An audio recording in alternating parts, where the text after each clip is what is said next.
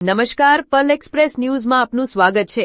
હાઈકોર્ટના નવા પરિપત્ર સામે સુરતમાં વકીલોની હડતાલ, કોર્ટના દરવાજા કરી દેવાયા બંધ।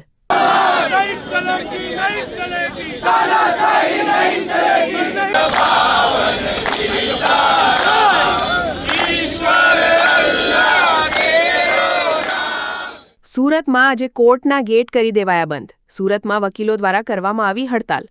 હાઈકોર્ટ દ્વારા લાગુ કરાયેલા A4 સાઇઝના નિયમનો ઉગ્ર વિરોધ। A4 સાઇઝમાં જગ્યા છોડવી, ફિક્સ ફોન્ટનો ઉપયોગ કરવો અને હાથી લખાણ કરેલી અરજી ન સ્વીકારવી જેવા કડક નિયમોનો વકીલો દ્વારા કરાયો વિરોધ।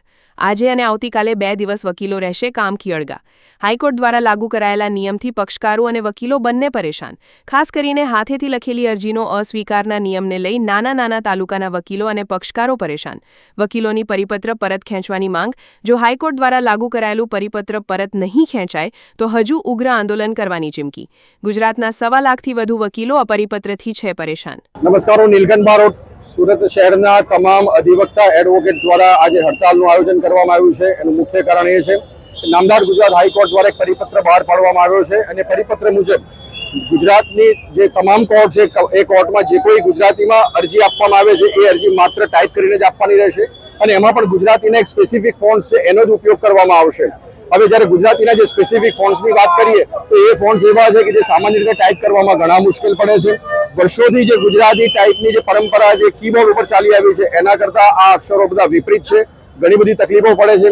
સાથે સાથે કોર્ટના તમામ નાના મોટા પ્રોસિડિંગ્સમાં જે અરજી આપવાની હોય એ અત્યાર સુધી અમે હાથથી લખીને એવી અરજીઓ આપીએ છીએ, ત્યારે અત્યારે એવો આગ્રહ કરવામાં આવે છે કે તે તમામ અરજીઓ માત્ર ને માત્ર ટાઈપ કરીને જ આપવામાં આવશે।